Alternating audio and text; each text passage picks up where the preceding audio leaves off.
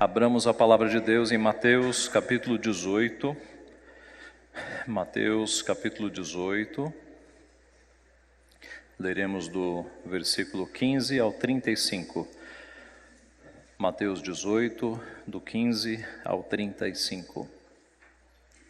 Se teu irmão pecar contra ti, vai arguí-lo entre ti e ele só. Se ele te ouvir, ganhaste a teu irmão. Se porém não te ouvir, toma ainda contigo uma ou duas pessoas, para que pelo depoimento de duas ou três testemunhas, toda a palavra se estabeleça. E se ele não os atender, dize-o à igreja. E se recusar ouvir também a igreja, considera-o como gentil e publicano. Em verdade vos digo que tudo o que ligardes na terra terá sido ligado nos céus, e tudo o que desligardes na terra terá sido desligado nos céus. Em verdade também vos digo que se dois dentre vós sobre a terra concordarem a respeito de qualquer coisa que porventura pedirem, ser-lhes-á concedida por meu Pai que está nos céus. Porque onde estiveram dois ou três reunidos em meu nome, ali estou no meio deles. Então Pedro, aproximando-se, lhe perguntou: Senhor, até quantas vezes meu irmão pecará contra mim, que eu lhe perdoe? Até 7 vezes? Respondeu-lhe Jesus: Não te digo que até 7 vezes, mas até 70 vezes 7. Por isso, o reino dos céus é semelhante a um rei que resolveu ajustar contas com os seus servos. E passando a fazê-lo, trouxeram-lhe um que lhe devia 10.000 talentos. Não tendo ele, porém, com que pagar, ordenou o Senhor que fosse vendido ele, a mulher, os filhos e tudo quanto possuía, e que a dívida fosse paga. Então o servo, prostrando-se e reverente, rogou: Sê paciente comigo, e tudo te pagarei. E o senhor daquele servo, compadecendo-se, mandou-o embora e perdoou-lhe a dívida. Saindo, porém, aquele servo encontrou um dos seus conservos que lhe devia 100 denários, e agarrando-o, o sufocava, dizendo: Paga-me o que me deves. Então o seu conservo, caindo-lhe aos pés, lhe implorava: Sê paciente comigo e te pagarei. Ele, entretanto, não quis. Antes, indo-se, o lançou na prisão, até que saldasse a dívida. Vendo os seus companheiros o que se havia passado, entristeceram-se muito e foram relatar ao seu senhor tudo o que acontecera. Então o seu senhor, chamando-o, lhe disse: Servo malvado, perdoei-te aquela dívida toda, porque me suplicaste. Não devias tu igualmente compadecer-te do teu conservo, como também eu me compadeci de ti? E indignando-se o seu senhor, o entregou aos verdugos, até que lhe pagasse toda a dívida. Assim também meu Pai Celeste vos fará, se do íntimo não perdoardes cada um a seu irmão. Vamos orar? Pai Santo, te louvamos por tua palavra, que é tão preciosa, que é tão rica, que é tão prática, que nos ensina, Pai, nos problemas mais comuns e pequenos e diários da nossa vida. A tua palavra nos molda, a tua palavra, ó Pai, tem o objetivo de nos tornar semelhantes ao Senhor, semelhantes ao nosso Redentor, e nós te louvamos por isso. Te louvamos porque ela é dura, porque ela vem na medida da nossa necessidade, da nossa pecaminosidade, para nos confrontar, para nos admoestar e para nos reformar, para nos conformar à tua vontade. Te louvamos por isso e pedimos que nesta manhã o Senhor, ó Pai, fale ao nosso coração, use o servo que é finito, mas pelo poder do teu Santo Espírito, aplique poderosamente a tua mensagem na nossa vida, no nosso coração, a fim de que tenhamos pensamentos, emoções, vontades transformadas pelo Senhor. É o que nós pedimos em nome de Jesus. Amém. O que você costuma fazer quando alguém te ofende? O que você costuma fazer quando alguém te ofende? Você devolve na mesma moeda, com outra ofensa? Você é daqueles que não leva desaforo para casa? Você desconsidera e esquece? Deixa para lá? Ou você não fala nada, mas guarda a mágoa e fica alimentando aquela mágoa durante meses e talvez durante anos? O que você costuma fazer quando alguém te ofende? O que você deveria fazer de acordo com o ensino bíblico? O texto que temos diante de nós nos ensina com detalhes da boca do nosso próprio Redentor o que nós devemos fazer quando alguma pessoa nos ofende. Em primeiro lugar, Jesus nos ensina que nós devemos confrontar. É a primeira parte do texto. Se teu irmão pecar contra ti, vai arguí-lo entre ti e ele só. Se ele te ouvir, ganhaste teu irmão. O primeiro passo é ir direto no irmão. É uma conversa particular, só entre você e ele. Essa é a primeira abordagem. Alguém te ofendeu? Você vai direto na pessoa. Salomão, em Provérbios 25, 9, já ensinava isso. Pleiteia a tua causa diretamente com o teu próximo. Paulo, escrevendo aos Gálatas, capítulo 6, verso 1, diz: Irmãos, se alguém for surpreendido em alguma falta, vós que sois espirituais, corrigi-o com espírito de brandura. O primeiro passo que Jesus nos ensinou não foi esquecer, deixar para lá, não foi revidar na mesma moeda, mas foi procurar o irmão, mostrar ao irmão que ele errou. É necessário ir direto na pessoa que te ofendeu, falando a verdade em amor, com palavras adequadas. O pastor Matthew Henry escreveu assim: é uma boa regra que deve ser observada entre os cristãos não falar das falhas dos nossos irmãos com outros, até que tenhamos falado delas primeiro com eles. A nossa tendência, quando somos ofendidos, é buscar apoio em outras pessoas. Mas a regra que Jesus estabeleceu não é falar com outras pessoas, é ir direto na pessoa, é orar, esfriar a cabeça, chamar a pessoa em particular e dizer: aquilo que você me falou me ofendeu, aquilo que você falou não está correto. Meus irmãos, Cristo não ensinou outra coisa, senão o confrontar. Talvez na nossa cabeça a medida mais piedosa seja esquecer, mas não é. Porque quando você esquece, você priva o teu próximo de ser corrigido, de ser arrumado. Quando é que ele vai se corrigir se você, seguindo o conselho de Cristo, não se aproximar desta pessoa em amor para confrontá-lo?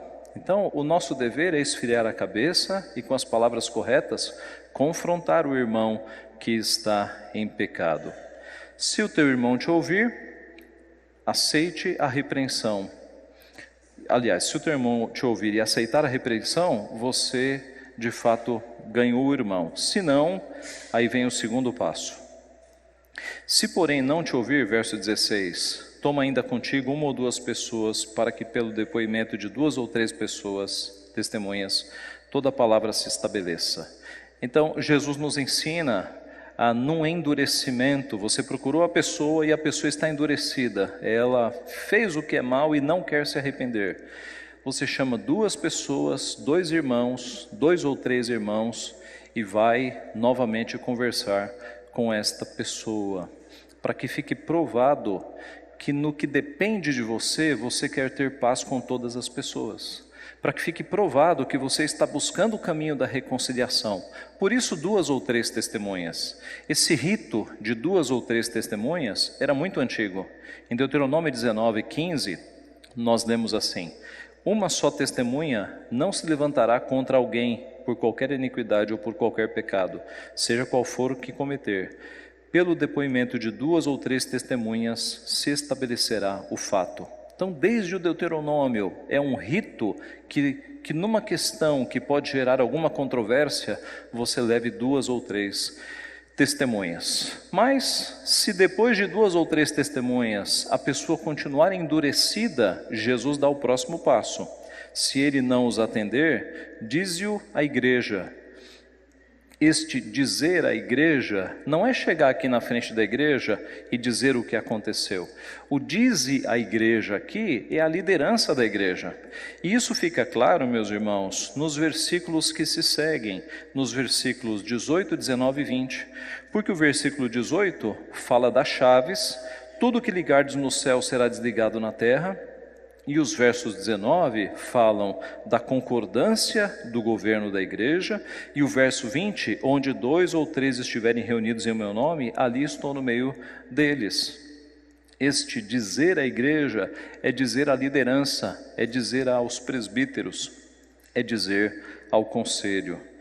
Os versos 19 e 20 são muito mal interpretados por muitas igrejas. É nesse verso 19 que muitas igrejas firmaram uma pseudo-doutrina da concordância, que se você juntar 2 ou 3 irmãos e concordar sobre alguma coisa, essa coisa vai acontecer. É um raciocínio infantil, meus irmãos, porque se eu me juntar com 2 ou 3 aqui da igreja e concordar a cura do câncer, o câncer não vai sumir do mundo.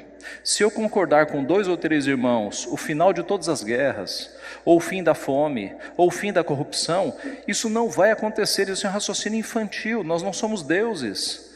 Quando fala aqui que se 2 ou 3 concordarem a respeito de qualquer coisa, é dentro de um texto de disciplina, que é Mateus 18, e dentro dos passos da disciplina. Então está se referindo ao seguinte, que se este irmão, alertado pelo conselho da igreja, não se arrepender, o próximo passo, que está descrito aqui, verso 17, considera-o como gentil e publicano. Esses versículos vêm para dar respaldo ao conselho expulsar alguém da igreja. É Jesus dizendo o seguinte: sim, vocês têm o poder das chaves para excomungar uma pessoa, para expulsar uma pessoa da igreja, porque onde 2 ou 3 estiverem reunidos no meu nome, ali eu estarei. Tudo que vocês desligarem na terra, eu desligarei no céu. É Jesus dando respaldo para a direção da igreja, para os oficiais, os presbíteros que foram instituídos por ele, para no caso de não arrependimento, de coração endurecido, o conselho ter respaldo para expulsar alguém da igreja. Porque talvez alguém dissesse assim: a igreja é de Cristo, com que autoridade vocês podem expulsar alguém da igreja? A autoridade está aqui, Jesus deu. Tudo que for desligado na terra será desligado no céu.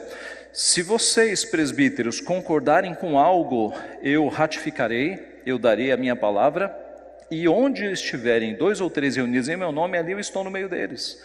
Note, esse último versículo, verso 20, é muito usado de forma errada quando, por exemplo, nós temos uma reunião de oração que só vieram 2 pessoas.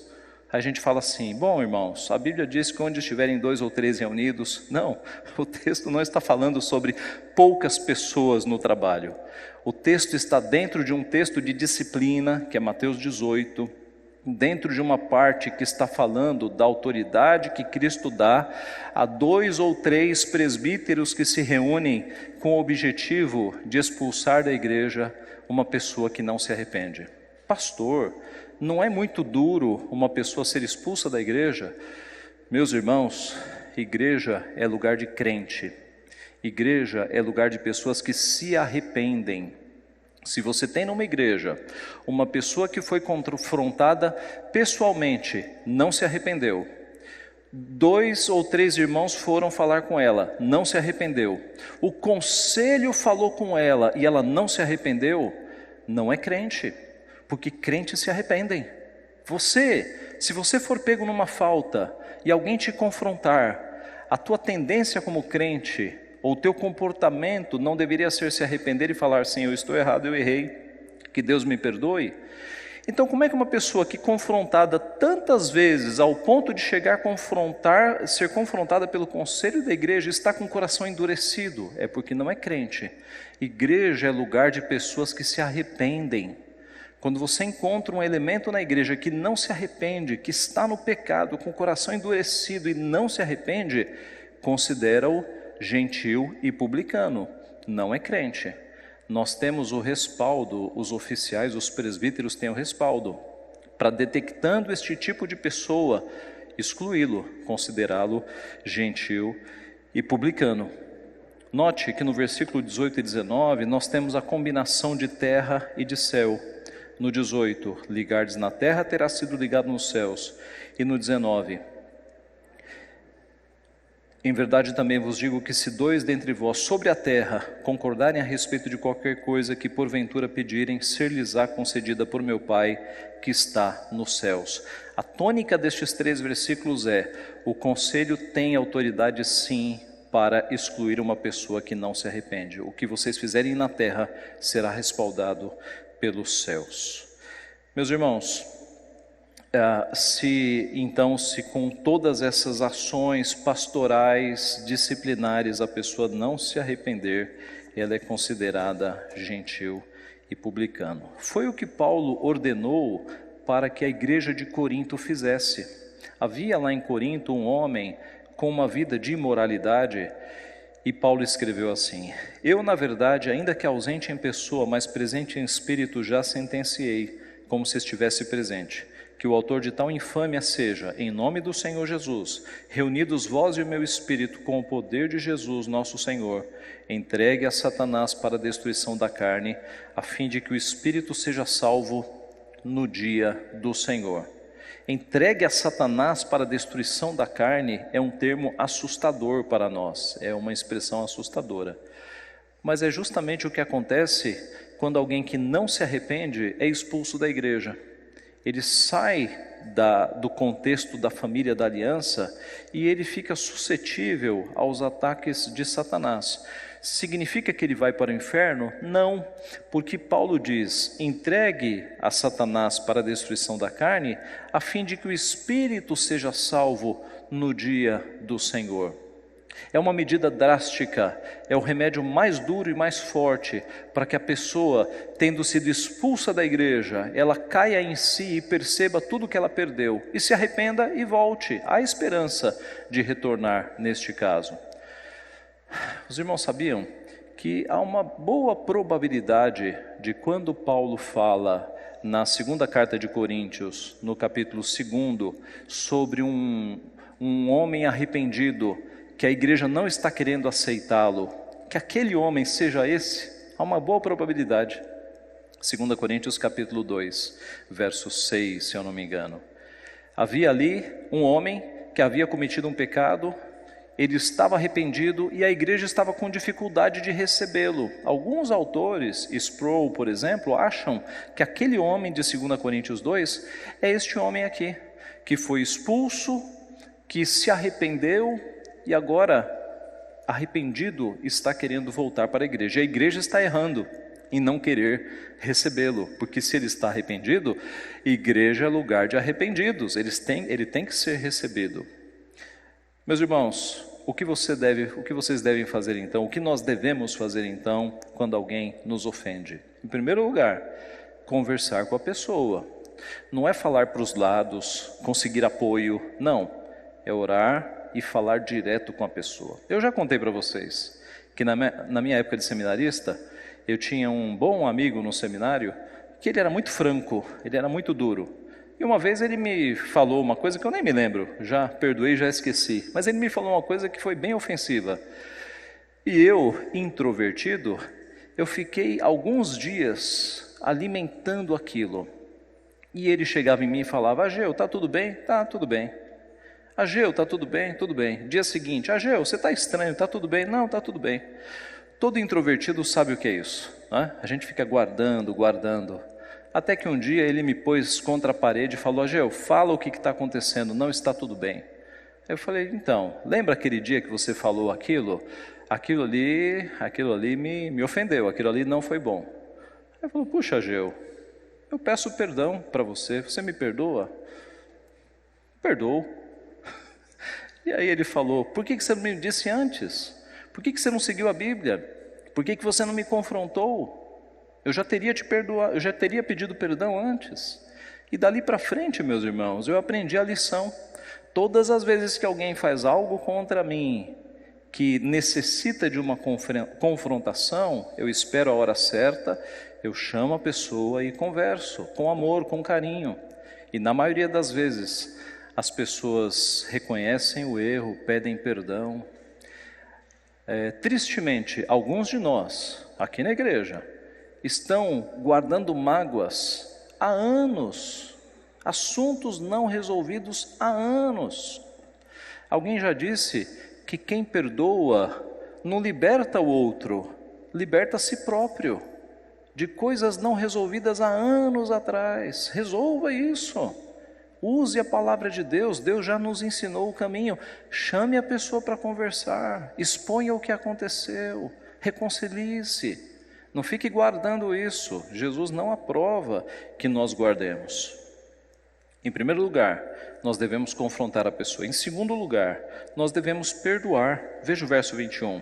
Então Pedro, aproximando-se, lhe perguntou: Senhor, até quantas vezes meu irmão pecará contra mim para que eu lhe perdoe? Até 7 vezes 7? Note, certamente Pedro e os discípulos entenderam o processo de confrontação. Mas, Senhor, qual é o limite? Essa pessoa vai pisar no meu pé até quantas vezes? Essa é a questão. Pedro não está falando aqui de um perdão para todo mundo. A pergunta dele é: até quanto eu tolero a mesma pessoa pisando no meu calo? A mesma pessoa falando mal de mim?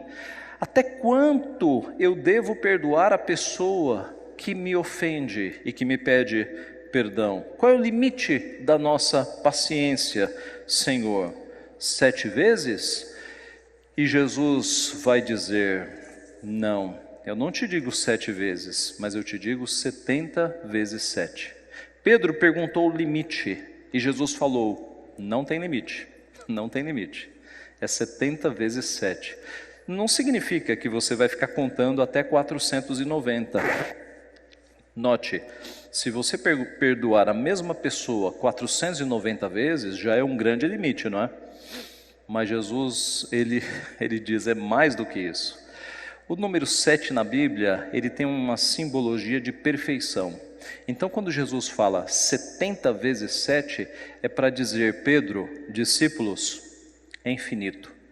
Tantas vezes quanto a pessoa te ofender e pedir perdão, você deve perdoar. É a lição sobre o perdão. Meus irmãos, nós temos um exemplo belíssimo na história da igreja, nesse sentido, que é daquela senhora chamada Corrie ten Boom, que escreveu o livro Refúgio Secreto. A Corrie ten Boom era de uma família que, na época do nazismo, eles construíram um refúgio secreto, uma parede falsa, um guarda-roupa falso no quarto, para abrigar judeus que estavam sendo perseguidos pelo nazismo. E eles salvaram muita gente, mas eles foram descobertos e foram levados para os campos de concentração. A Corrie e a sua irmã Betsy passaram ali terríveis dias em campos de concentração nazistas, com histórias de fé impressionantes. A Betsy morreu ali no campo de concentração, mas a Corrie, Deus quis preservar a vida dela e a guerra acabou, os campos foram destruídos e a Corrie ten Boom voltou ao convívio da sociedade e viajou o mundo dando o testemunho da sua fé, dos dias que ela passou ali. E houve um momento em que ela estava dando uma palestra e um ex-guarda, um ex-carrasco dela estava na audiência. Permitam-me ler o trecho do livro quando ela narra este encontro. Foi numa igreja em Munique, onde eu estava pregando em 1947, que de repente vislumbrei um homem calvo, troncudo, vestindo um sobretudo cinza, com chapéu de feltro marrom amassado entre as duas mãos. No instante estava enxergando o sobretudo e o chapéu marrom. No instante seguinte, o uniforme azul, o cap estampado com a caveira e as duas tíbias cruzadas, o rosto malicioso, lascivo, debochado. Minhas lembranças do campo de concentração voltaram com rapidez e impacto. A sala enorme com as severas luminárias no teto, a pilha patética de vestidos e sapatos no centro, a vergonha de ter de passar nua diante deste homem. Pude ver o vulto frágil da minha irmã à minha frente, costelas quase furando o fino pergaminho da sua pele. Betsy e eu havíamos sido presas por termos escondido judeus na nossa casa, por ocasião da ocupação nazista na Holanda, durante a Segunda Guerra. Esse fora um dos guardas do campo de concentração em Ravensbrück, para onde fomos enviadas. Agora, ele estava diante de mim, mão estendida, Que bela mensagem, minha irmã. Que bom saber, como disse, que nossos pecados estão no fundo do mar. Pela primeira vez, desde a minha soltura, eu estava frente a frente com um dos meus algozes. O meu sangue parecia ter congelado. Você mencionou Ravensbrück na sua palestra, ele dizia.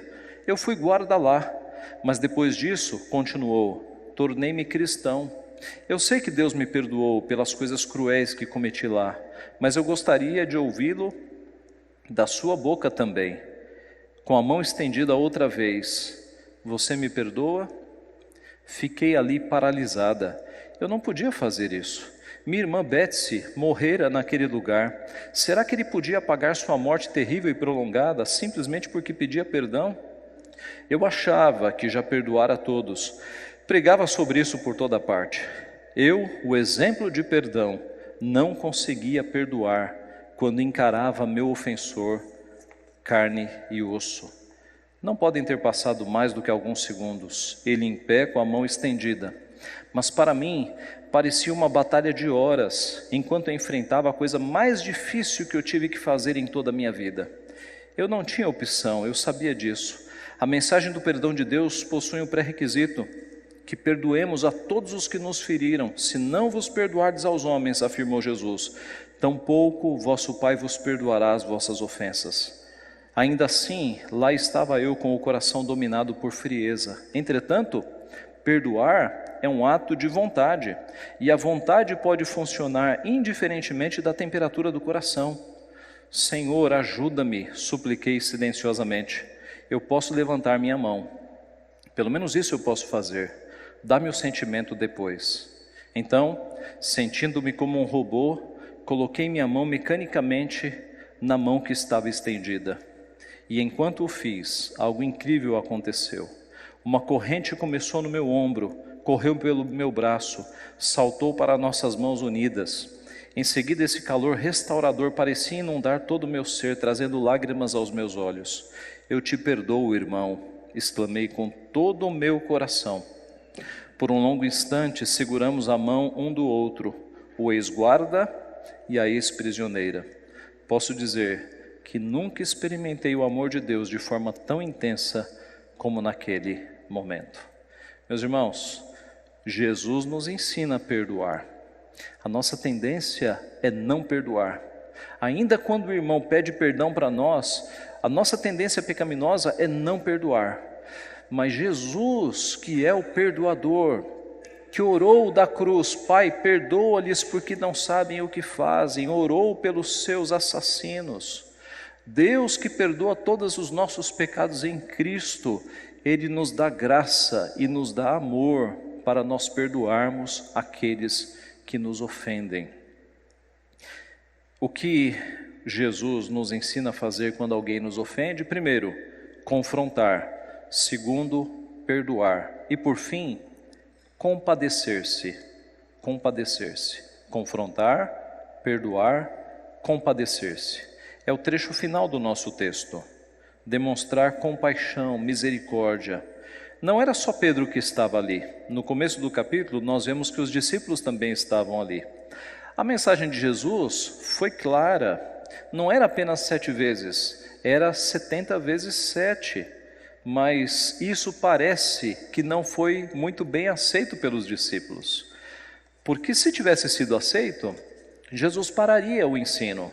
Mas Jesus vem agora com o ensino ainda mais forte. A impressão que eu tenho, meus irmãos, é que quando Jesus falou 70 vezes 7, é perdão infinito, alguns discípulos devam ter pensado, não, aí já é demais. Deus consegue fazer isso, eu não consigo, aí já é demais. Uma pessoa passar a vida inteira me ofendendo e pedindo perdão e eu vou ser obrigado a perdoar, paciência tem limite. Eu desconfio que os discípulos pensaram assim.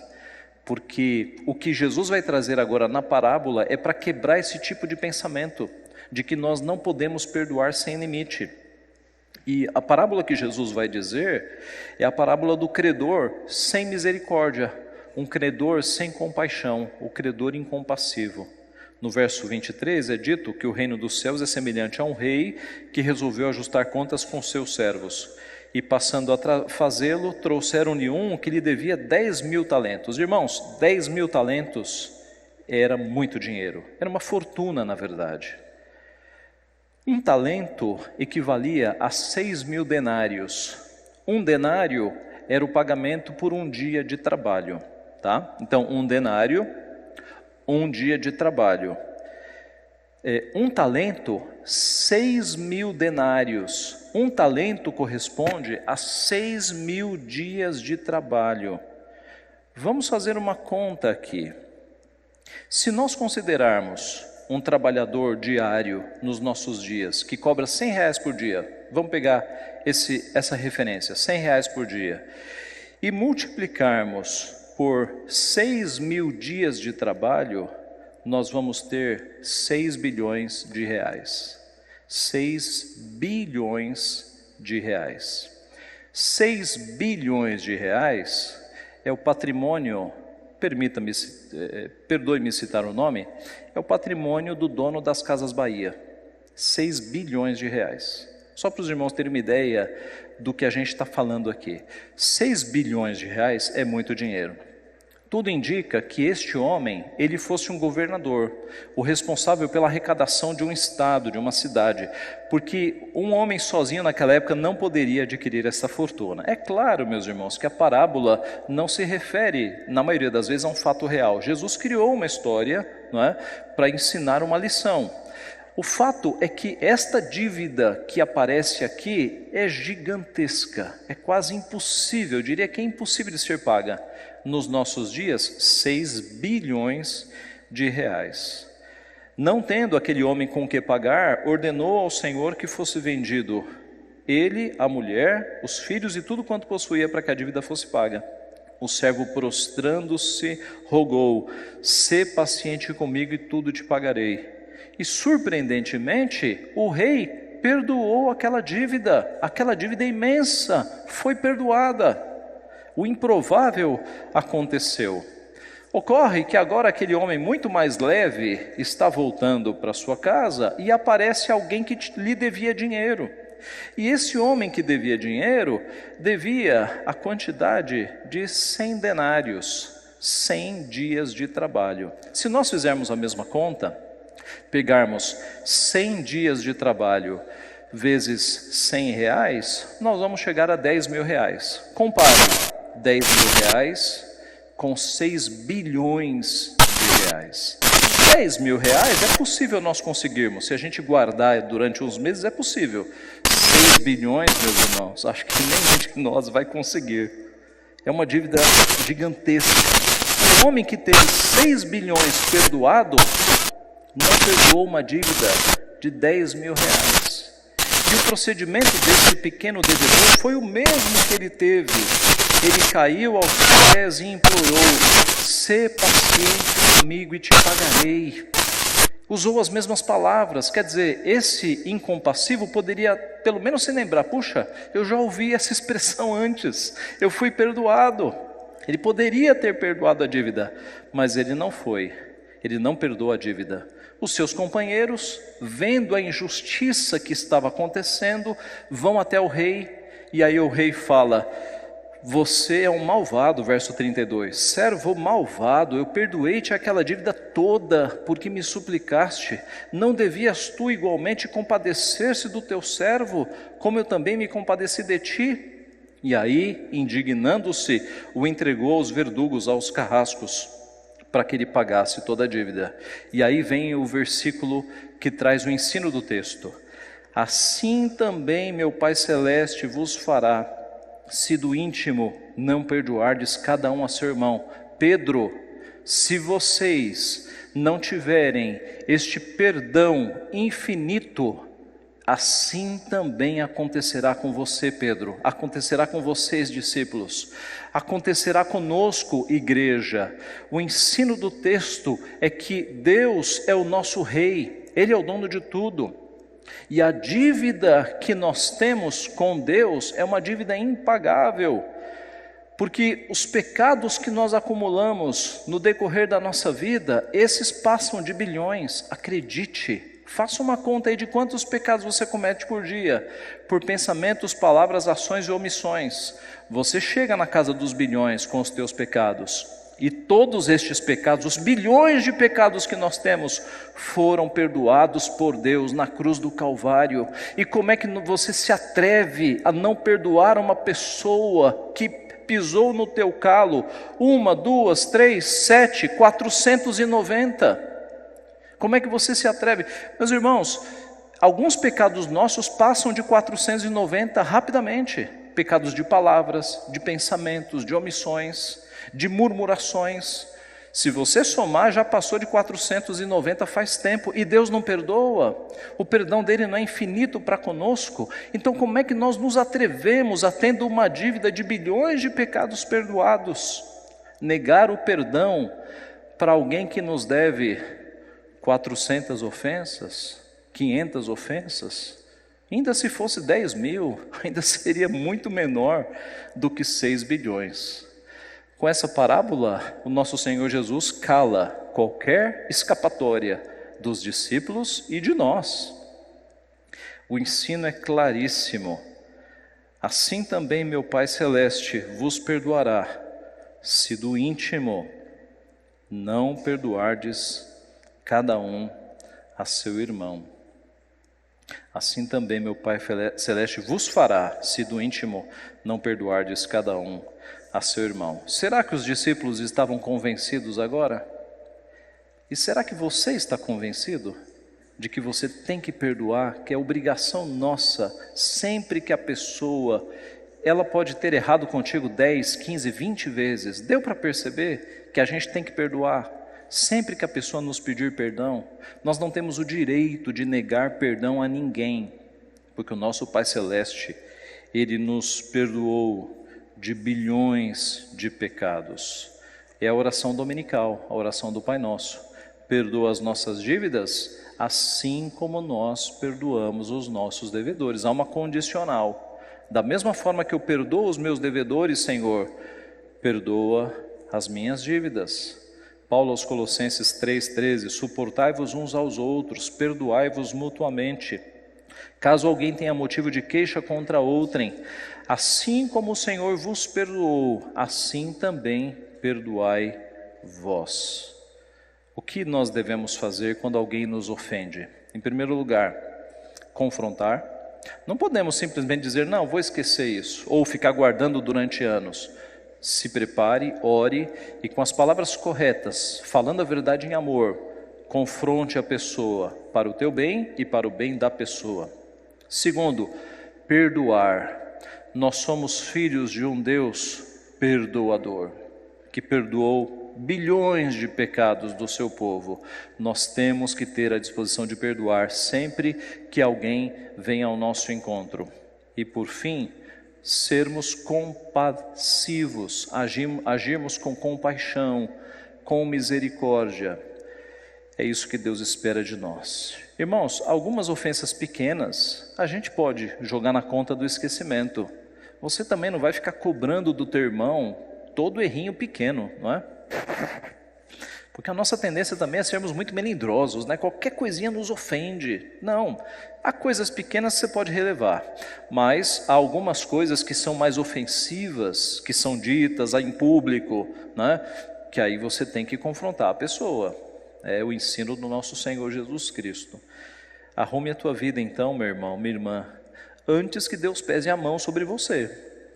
Aqui não é um ensino para você pegar ou não pegar, porque o ensino nos disse que assim Deus fará conosco, lançar aos verdugos, se do íntimo nós não perdoarmos os nossos irmãos.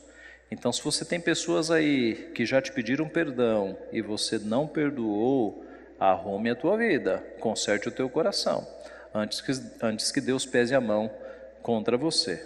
Sejamos perdoadores, assim como o nosso Pai Celeste o é. Que Deus nos abençoe. Amém.